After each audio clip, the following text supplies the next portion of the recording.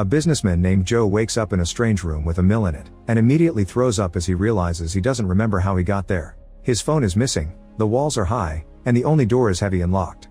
When he begins yelling for help, he hears a voice coming from the air vent telling him to shut up. However, the guy soon realizes Joe is new and explains a few things. Joe was dosed, and for a few days he's going to feel very depressed because of the side effects. He also mentions that tomorrow it's going to be very rough, but afterward he says he must go back to work and stops talking to Joe. Next, Joe tries to jump up the walls to no avail. When he's about to have a breakdown, he hears whistling outside and sees someone dropping food and water through the door slot. Joe immediately runs to the door and asks for help, explaining he has a pregnant wife to take care of, but the man just closes the slot and hurts Joe's hand. As night falls, Joe decides to bandage his hand with his tie and to take the food they gave him. Suddenly a light appears on the wall and an AI voice welcomes Joe to something called advanced career training. However, the AI doesn't answer any questions and the logo on the wall disappears to only leave a few numbers. Joe wonders if something is broken, but then the neighbor guy explains it isn't. The machine works but not for the sake of the employees, and the numbers are a countdown to midnight, but he refuses to say what will happen. Joe begs for more information, but all the other workers start yelling at him because they want to sleep. The neighbor explains the voices are all the employees that ended up down here because they angered the company, and Joe is shocked to hear this is part of Mallard, the company he worked for. Afterward, Joe goes to sleep, but he wakes up at midnight when he hears some noises. It turns out an employee is being taken away to be terminated, and from the sounds of his screaming, it's a painful process. Joe tries to cover his ears as the AI voice says this is part of a harmonious path to well-being. The next morning, the guard brings more food and tells Joe that cells must be kept spotless or the employees will be punished. There's a toilet hole in the corner and all trash must go there. In fact, the neighbor tells Joe to do it to avoid trouble. Joe throws the empty food packaging in the toilet hole, which stinks badly, and then notices something in the ground. After brushing off the dirt, he's disturbed to discover a skull, and the neighbor confirms employees have died here before. Joe refuses to believe it because not even a powerful company can cover so many deaths, but the neighbor explains this was included in the fine print of the contracts they signed but nobody reads, therefore the company has their consent. Suddenly the AI starts speaking to Joe, who yells at it and points out he's worked 10 years for this company, so he deserves better. His rant goes on for so long that they make an alarm ring to make him stop, and the AI says today begins his advanced career training seminar. It explains that Joe's productivity fell in the last few months and he made too much use of his personal time, which caused this department's performance to decline. This new job is supposed to help Joe become a good employee again. The workday begins at 6 a.m. and ends at 10 p.m. The rest of the time Joe can do whatever he wants. His work consists of pushing the mill, and he'll earn a point for each full revolution. Every day he's supposed to meet a daily quota of 50, and if he fails, he'll be punished. At the end of each day the employee with the fewest points will be terminated even if they met the quota. Joe gets desperate and apologizes for yelling as he asks to go home because he needs to check on his pregnant wife, but his neighbor tells him it's pointless to try. The company just doesn't care, and nobody leaves this place until their time comes. He advises Joe to work and concentrate on surviving. Afterward, Joe starts working with the mill. It's incredibly hard at first because the machinery is old and rusty, so it takes Joe a big amount of strength to finish the first revolution. When he does, the AI congratulates him and plays an ad to celebrate. Then Joe spends the whole day pushing the mill under the bright sun and only eating the small amount of food they give him. The AI also keeps playing ad after ad while Joe works. When Joe goes to sleep, he can hear today's employee being terminated, and the AI tries to cover it by reciting more ads. The next morning, Joe has his breakfast while chatting with his neighbor and wonders what's the point of a quota if someone gets terminated anyway, which is the same as getting punished for not doing it. The neighbor says good enough isn't good enough for Mallard, and when he hears Joe made a quota of 100 yesterday, he tells him not to tell his quota to others or they'll try to pass him. The neighbor advises Joe to work hard to survive but not too hard, otherwise they'll expect it all the time. When Joe starts working on today's quota, he thinks about his wife Kate and the day he got a house for their new life. Kate felt a bit wary because it was a big and expensive place given by the company, but Joe told her not to worry because it was what he worked so hard for. The next day she had an appointment related to the baby and reminded Joe he had to take the time off, which he had trouble with. Kate wasn't very happy with his attitude of prioritizing work, pointing out it would only get more difficult when the baby was born. That conversation had been interrupted when Kate felt something wrong. Back to the present, Joe finishes his workday with a quota of 150, only to suddenly hear the guard knocking on the door. Joe gets scared at first, but the guard makes him take off his clothes before opening the door. Then Joe enters the corridor, where they soak him with water and only let him use the soap for a few seconds before sending him back. As days pass, Joe continues working hard on the mill, which is tedious and exhausting under the scorching sun. Sometimes he chats with his neighbor, who sadly explains the mill doesn't do anything, they're just working for the sake of working. As the heat gets worse, Joe drinks his water too quickly and tries to ask for more, but the neighbor says they only give them enough food and water to keep them alive. If Joe wants a drink, He needs to start peeing in the bottles and hide them behind the pillar, then he can filter the pee through the insoles of his shoes to drink it. Joe is disgusted by the idea and refuses to do it even when the neighbor points out that Mallard just wants to know how far they'll go before they break. Joe goes back to work and keeps thinking of Kate. He remembers the day she had been very worried about the hospital bills and he promised he would work harder.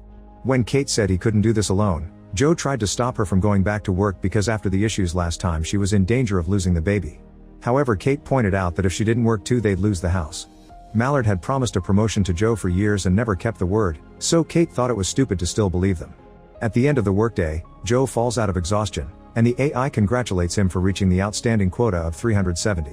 While catching his breath, Joe notices that on the mill's handle a previous worker carved the word Alex. He asks the neighbor about it and learns that Alex is the only guy that managed to get out. The next day, Joe gets a special gift for his outstanding quota, a pen with his name on it. Joe tells them off since he has no use for a pen, only to suddenly notice that they've changed his daily quota to 370 as the new standard. A furious Joe shows his wounded hands and tries to explain he can't do that again, but the AI only says humans just need a little push to progress, so Joe throws the pen at the wall while insulting the company. Afterward he begins to work and notices they don't give him a point when he finishes a revolution, but there's a little X on the clock. The neighbor explains that the X means Joe has a penalty, and now it'll take him 2 revolutions to score 1 point. If he gets another X in the future, that will require him 4 revolutions, then 8, and so forth. Having no other choice, Joe starts working extra hard since to reach the quota he'll have to do 740 revolutions. However, he eventually becomes incredibly exhausted and gives up. When the neighbor checks on him and learns he has to do 740, the man starts yelling at Joe, saying he'll get them all killed. At that moment the AI announces the workday is over and that Joe didn't meet his daily quota, so Joe takes the chance to ask about the penalty. However, the AI says Joe gave the penalty to himself for letting down his fellow employees and that he needs proper motivation.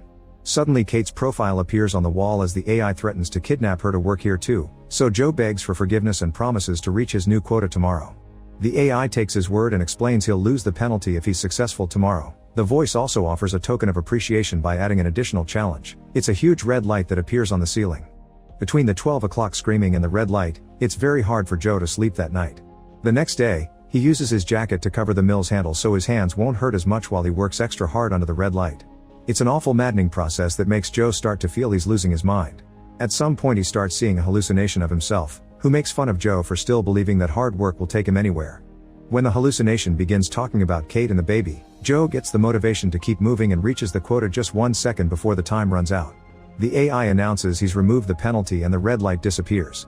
The next morning, Joe wakes up to the AI giving him a new token of appreciation, a very short video of Kate in the hospital with the baby. Joe cries over being a dad now, but also because he's realizing he's been in here for too long and he's missing so many important moments.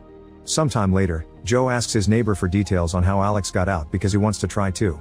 At first the neighbor doesn't want to talk, but then he hears Joe say he couldn't meet his baby and feels bad because he at least got to have some time with his children before being dragged here.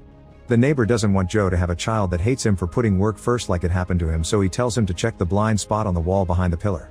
Joe immediately rushes to the wall and takes a close look, which makes him notice a circular area had been filled later, meaning someone made a hole here at some point. Then he grabs the pen and begins using it to dig in the wall, realizing that the company is so cheap they didn't even patch the hole properly. Many days pass and Joe is exhausted, but he never gives up. He makes his daily quota on the mill during work hours and then spends his so-called free time digging the hole. Eventually the hole is big enough and Joe jumps into it to start crawling out. After a few minutes, he comes out into a very dark area and tries to find his way around, only to suddenly be found by the guard. Joe is knocked out, and when he wakes up later, he finds himself back in the room with the mill and the hole has been filled again. At that moment the AI starts scolding him and proceeds with the punishment. They raise the quota to 1,000, and the neighbor gets his leg broken by the guard.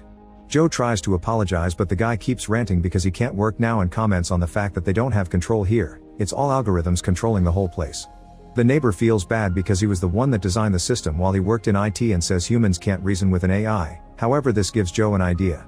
If the computer follows the rules, then if nobody works, everyone ends the day with no points and the tie should mean nobody dies. The neighbor thinks it's dangerous, but Joe points out they have nothing to lose. He jumps on top of the mill and yells a speech about the fact hard work won't take them anywhere in this company. He also points out that if they don't work they won't die. Soon all the other employees are chanting along, and as the workday starts, not a single person works. Joe is happy because he thinks he's won. However, when the day is about to end, the AI announces any person with no points will be terminated. This terrifies the other employees and they immediately start working again, ignoring Joe's pleas not to let them win. Suddenly the neighbor tells Joe his kid is lucky to have such a great dad, but if he wants to meet the baby, he must do whatever it takes to get out. With no other choice, Joe starts pushing the mill again. Later during the night, the neighbor knows he'll die soon, so he makes a confession. His name is Alex, and he was the one that managed to get out. However, just like Joe, he was captured and sent back.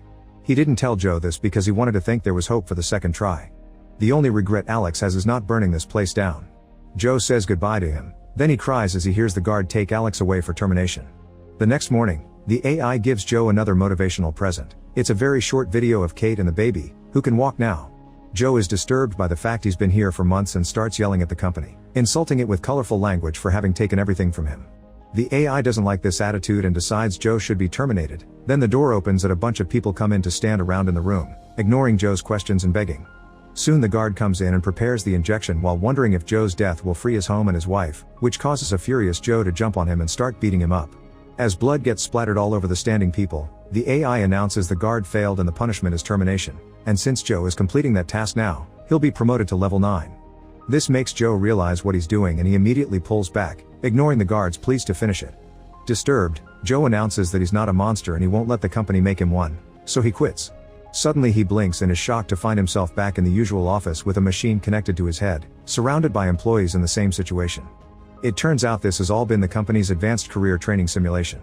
A coworker that looks like the guard explains that Joe had volunteered for the program, and while it felt longer, he actually was there for only 60 minutes, meaning Joe's son hasn't been born yet.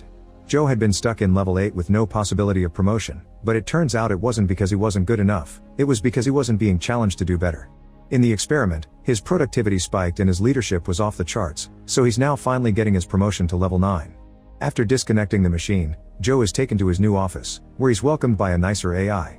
Joe can't stop having visions of what he went through, which left him with PTSD even if it was only a simulation. The office is small and simple, almost claustrophobic. Joe's coworker shows him a non-disclosure agreement because the project is secret and Joe signs for the sake of his wife. Once the guy leaves, Joe calls Kate in to check on her, crying when he finally hears her voice. When the call is done, he announces he'll burn this company to the ground. Make sure to subscribe and turn on notifications so you can watch more videos like this. Thanks for watching.